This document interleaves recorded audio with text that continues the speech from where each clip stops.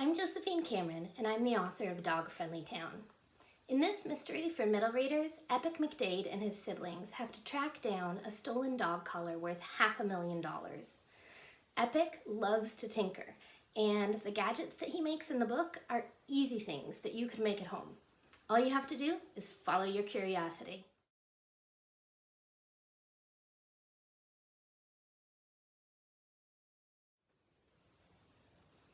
When I was growing up, it was always my brother Alan who liked to take things apart and discover how they worked and then try to put them back together again. He always had some project he was tinkering with, and whenever we wanted to do a project or a game together, Alan always wanted to jump right in. He wanted to explore it immediately, and if we didn't know what to do, just make it up as we go along. I wanted to do the exact opposite. I was 4 years older, and I always wanted to get the rule book and follow the directions and do every single step in order. It's kind of the way we were. I always wanted to read. Alan always wanted to be doing things, but we made a good team. So when I decided to write about Epic McDade, who is a boy who loves to play around with circuits and electronics, I did my usual thing.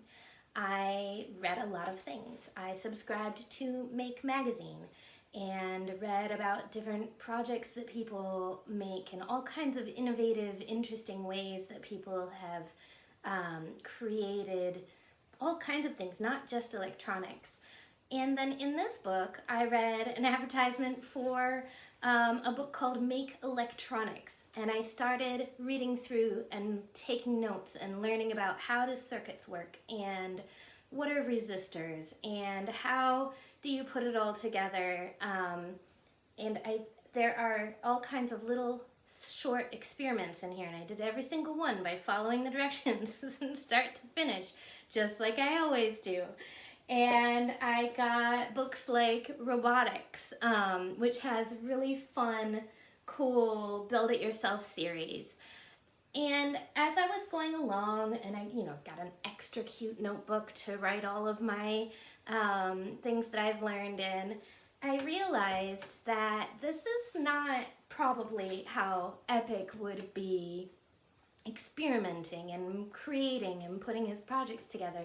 He would do it like Alan. He would just follow his curiosity. So at a certain point, I decided if I wanted to write about Epic McDade, I was going to have to start to think like my little brother. So I started with a couple things. I had a pencil sharpener, an electric pencil sharpener that had stopped working a long time ago, and I never threw it out. So I took it apart. I thought, all right, Alan would take this apart. He would look at it, he would see all the parts inside of it, and he would see if he could fix it.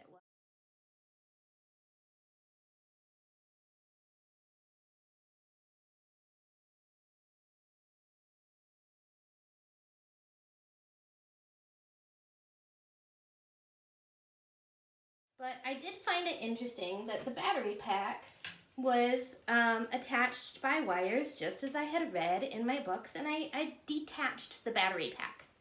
I don't know why. I was following my curiosity.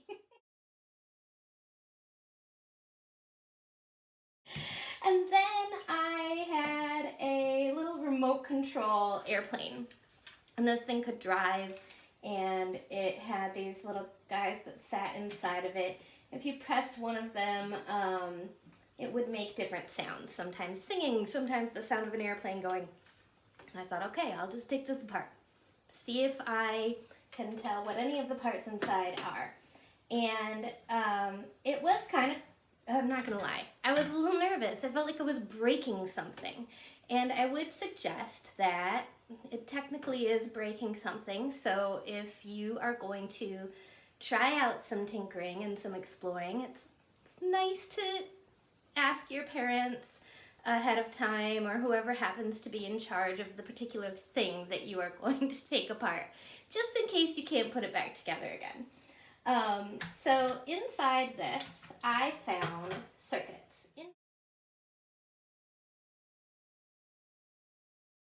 Interestingly, they looked a lot like the types of circuits that we were using when I was going through my little exercises in the electronics books. They're basically all just what we'd done with the brushbots in our old videos, connecting one component, like a motor, like we did with our brushbot, with wires to a power source, batteries, right? And so by following through and looking into this little guy, I could see that there were wires that were going to the mechanism that made this move, but there were also wires that were simply going to a little speaker that was making the sounds. And so I thought, well, let me just experiment. I'll see if I can detach the sound element from this little remote control airplane and connect it to a new power source.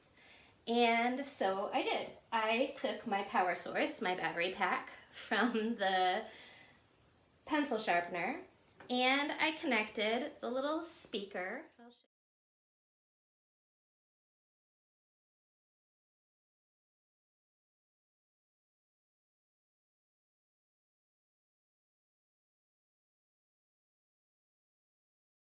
And lo and behold,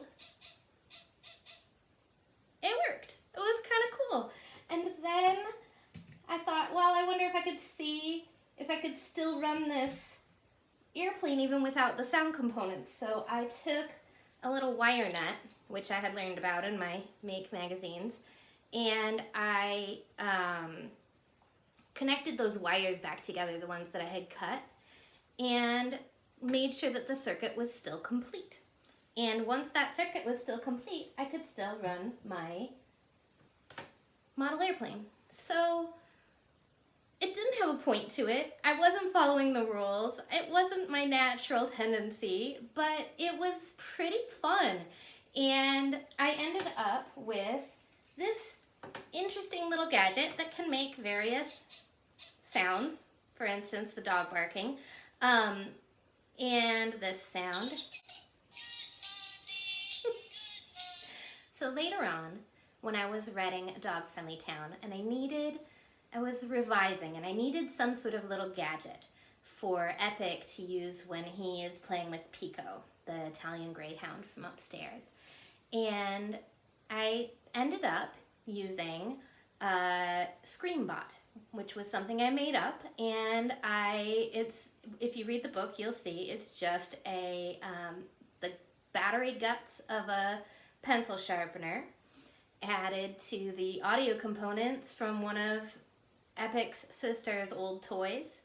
And I came up with that only because I followed my curiosity and goofed around, tinkered, took things apart, saw how they worked. It's pretty fun to do, and you can really learn a lot.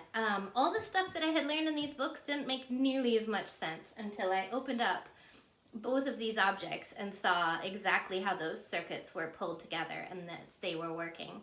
And then later on, my friend Michelle, who's a teacher and a principal, told me there's an actual phrase for that. They call it learn by doing. And so that's what my brother does. And that's what Epic does in A Dog-Friendly Town. And you can do it too.